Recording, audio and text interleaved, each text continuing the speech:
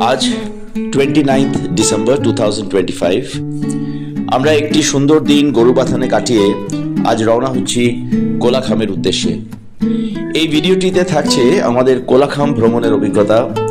ভিডিওটি ভালো লাগলে লাইক করবেন, শেয়ার করবেন এবং আমাদের চ্যানেলটিকে সাবস্ক্রাইব করবেন। আর হ্যাঁ, নিচে অবশ্যই কমেন্ট করবেন।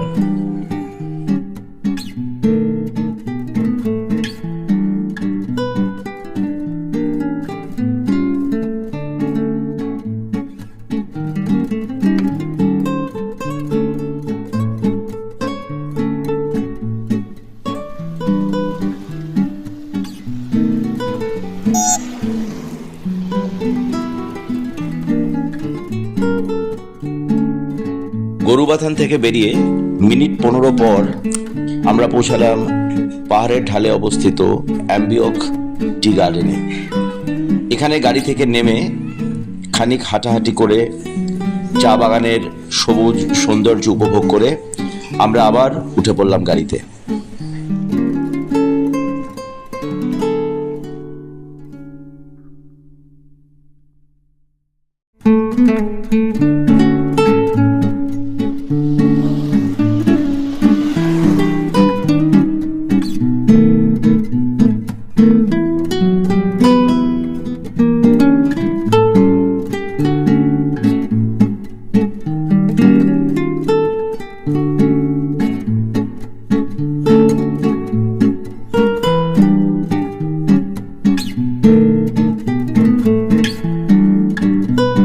অ্যাম্বিওক টি গার্ডেন থেকে কোলাখাম যাওয়ার পথে পড়লো আরেকটি সুন্দর জায়গা। এই জায়গাটির নাম পাপার খেতি পিকনিক স্পট।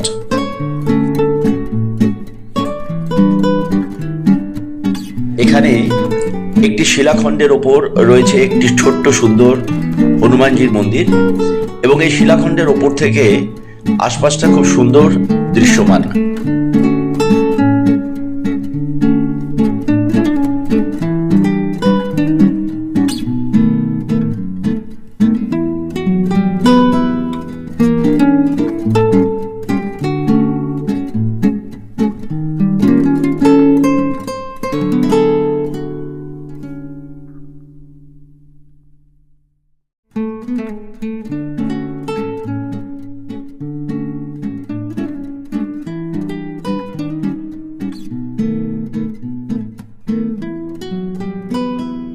শিলাখণ্ডটির পাশ দিয়ে সিঁড়ি বেয়ে আমরা এবার নেমে যাচ্ছি নিচের ছোট্ট সুন্দর নদীটির দিকে। দেখুন, এই নদীটির ওপর একটা সুন্দর বাঁশের সাঁকো করে দেওয়া আছে এবং তারপরে একটি ফটো শুটিং স্পট।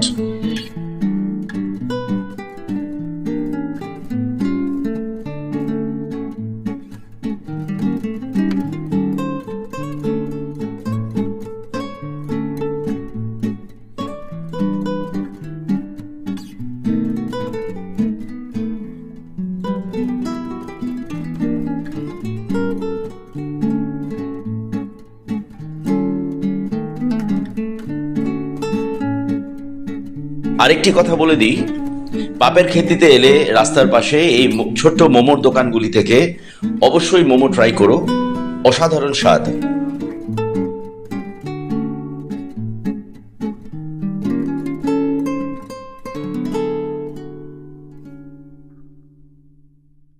শিলিগুড়ি থেকে দুভাবে কোলাখাম পৌঁছানো যায়। ফুলবাড়ি হয়ে আমবাড়ি ক্যানাল রোড ধরে গাজলডোবা, ওদলাবাড়ি, ডামডিম, গরুবাথান হয়ে কোলাখাম পৌঁছানো। সেক্ষেত্রে আপনাদের সময় লাগবে মোটামুটি 4 ঘন্টা। আর যদি শিলিগুড়ি থেকে সেবক রোড হয়ে করোনেশন ব্রিজ পার করে ওদলাবাড়ি, ডামডিম, গরুবাথান হয়ে আমরা কোলাখাম যাই, সেই ক্ষেত্রে সময় লাগে মোটামুটি 3.5 ঘন্টা থেকে 3 ঘন্টা 40 মিনিট।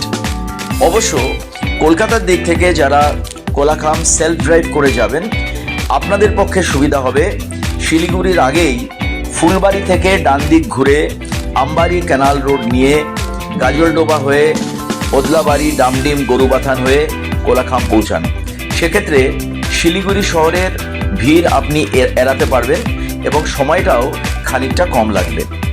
যারা কলকাতা থেকে ট্রেনে কোলাখাম যাবেন, এনজেপি স্টেশনে নেমে গাড়ির রকম ফেরে 4,000 থেকে 6,500 টাকার মধ্যে কোলাখাম পর্যন্ত ড্রপিং ফ্যাসিলিটি নিতে পারেন, অথবা শিলিগুড়ি বাসস্ট্যান্ড থেকে মাথা পিছু 350 থেকে 400 টাকা ব্যয় লোকাল ট্রান্সপোর্টে করে লাভা পৌঁছে সেখান থেকে আবার কোলাখাম পৌঁছানোর জন্য গাড়ি ভাড়া করতে পারেন, অথবা যে হোমস্টেতে আপনি আছেন সেখানে বলে রাখলে তারা আপনাকে লাভা থেকে এমনকি এনজেপি থেকেও পিক আপের ব্যবস্থা করে দেন। গরুবাথানের দিক থেকে আসতে লাভা শহরের একটু আগে ডান হাতে পড়বে নেওড়া ভ্যালি ন্যাশনাল পার্কে ঢোকার এই ফটক, পাশে ফরেস্ট ডিপার্টমেন্টের চেকপোস্ট। এখানে তোমাদের আইডি পেপার জমা দিয়ে কোলাখামের পথ ধরতে হবে। এখান থেকে কোলাখামের দূরত্ব 8 থেকে 8.5 কিলোমিটার।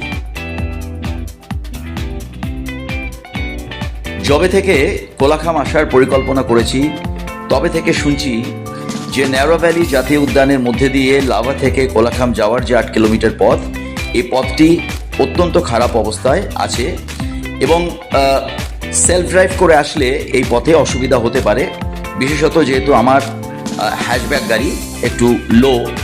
তো আসুন দেখি রাস্তাটি এক্স্যাক্টলি কি অবস্থায় আছে।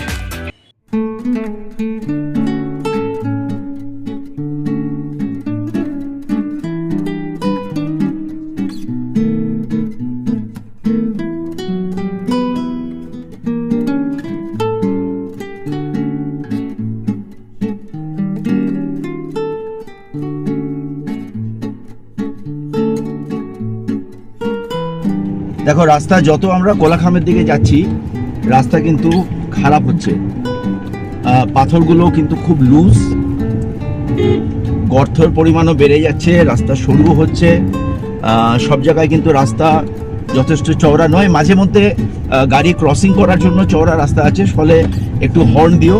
আগে থেকে গাড়ি আসছে বুঝতে পারলে একটু আগে থেকে যেখানে রাস্তা চওড়া দেখে দাঁড়িয়ে পড়তে হবে। এই কয়েকটা জিনিস একটু ফলো করলে I think it will be fine.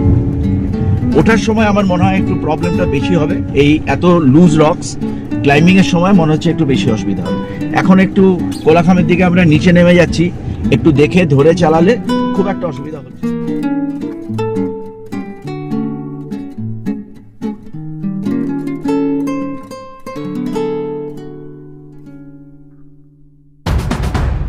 রাস্তা আস্তে আস্তে বেশ সরু হয়ে এসছে, গাড়িটা কতটা জার্ক করছে দেখে বুঝতে পারছো যে কতটা খানাখন্দ ভরা রাস্তা, একদম ধুলো আর লুজ পাথর ছাড়া কিচ্ছু নেই।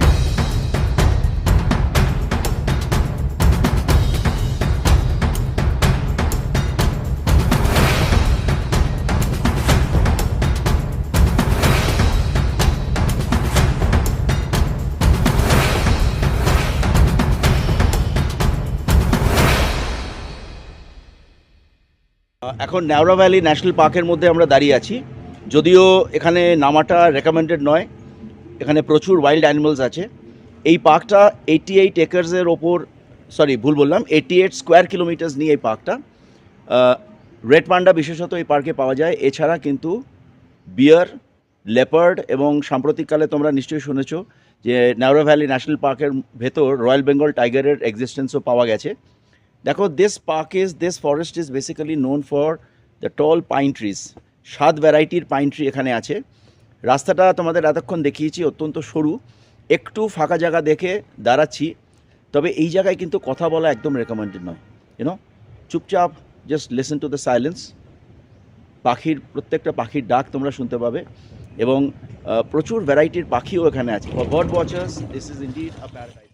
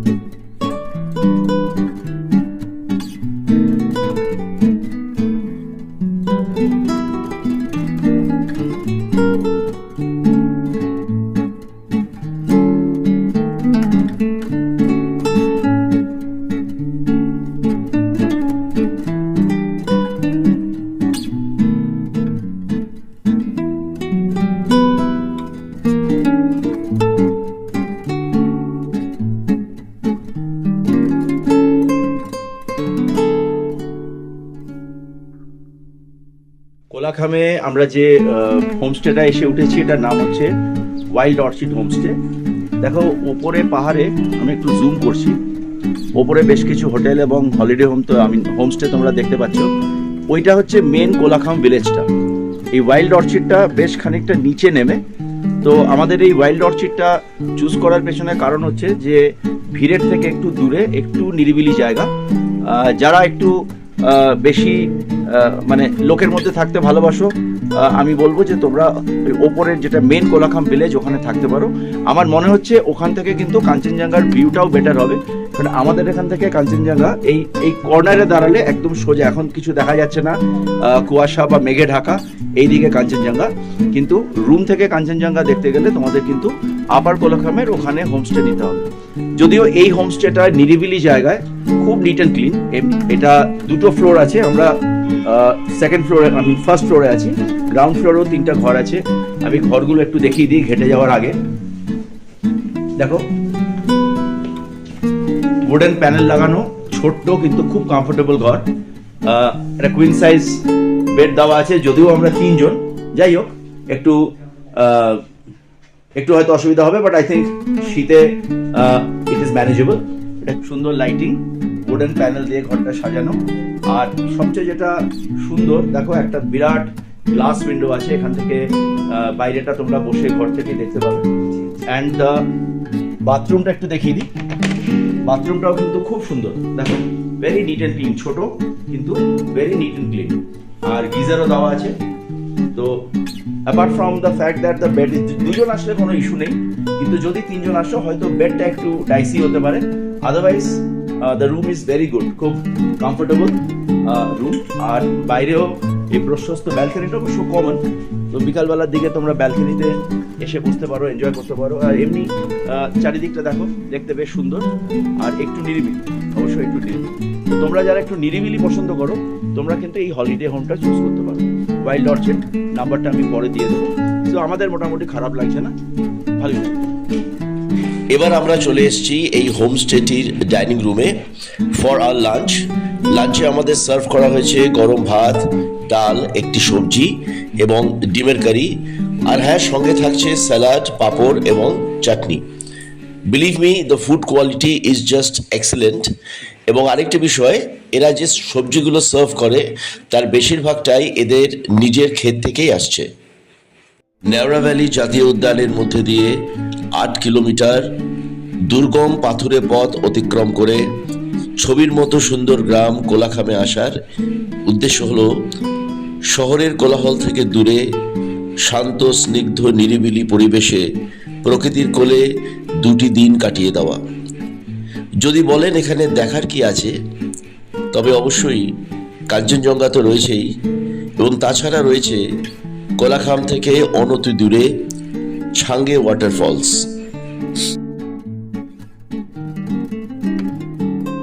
লাভা থেকে যেরকম দুর্গম পাথুরে পথ বেয়ে আমরা কোলাখাম এসে পৌঁছেছি, কোলাখাম থেকে প্রায় সেরকমই সংকীর্ণ পাথুরে পথ চলে গিয়েছে ছাঙ্গে ওয়াটারফলসের দিকে।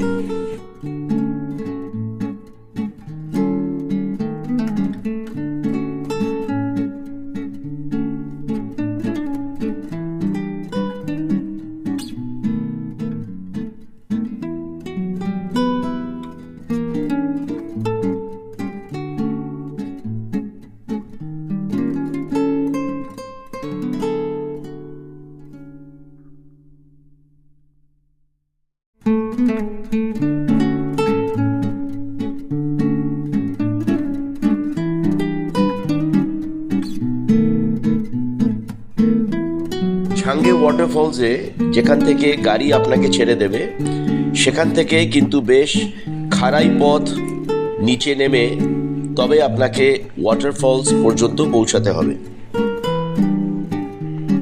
এটা মোটামুটি ভালো, সিঁড়ি সিঁড়ি করা আছে, রাস্তা নিয়ে কোনো সমস্যা নেই। বিশেষত যাদের ট্রেকিং করার অভ্যাস আছে তাদের এই রাস্তা নিয়ে কোনো কমপ্লেন থাকবে না। কিন্তু অনেকটা নিচে নেমে যেতে হবে, বেশ খাড়াই রাস্তা, ওঠার সময় কিন্তু কষ্ট আছে। যারা ছাঙ্গে ফলস দেখতে আসবেন তারা কিন্তু এটা মাথায় রেখেই আসবেন যে অনেকটা আপনাকে ট্রেক করতে হবে, খাড়া পথ নামার সময় ঠিক আছে, ওঠার সময় কিন্তু it's going to B tough. এটা মাথায় রেখেই নিচে নামবেন।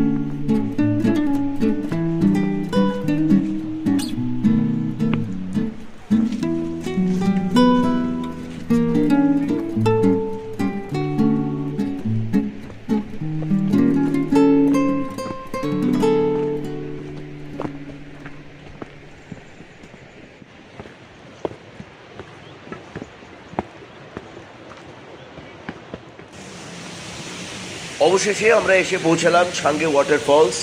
প্রায় 150 ফুট উঁচু থেকে বিশাল জলরাশির নিচে আছড়ে পড়ার প্রবল গর্জন আপনারা শুনতে পাচ্ছেন। এতটা যে হেঁটে আমরা নিচে আসলাম, এই অসাধারণ পরিবেশ, এই অসাধারণ দৃশ্য দেখে পথ চলার ক্লান্তি নিমেষে দূর হয়ে গেল। যারা এতল্লাটে ঘুরতে আসবেন, Changey waterfalls is a must see for them, কোনো মতেই মিস করবেন না।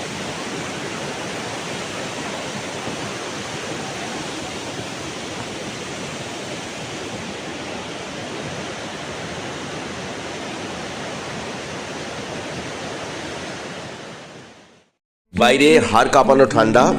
আমরা আবার চলে এসেছি আমাদের হোমস্টের ডাইনিং হলে ডিনারের জন্য, এবং আজকের ডিনারে রয়েছে গরম হাতে শাঁকা রুটি, অত্যন্ত সুস্বাদু একটি চিকেন কারি এবং একটি সবজি।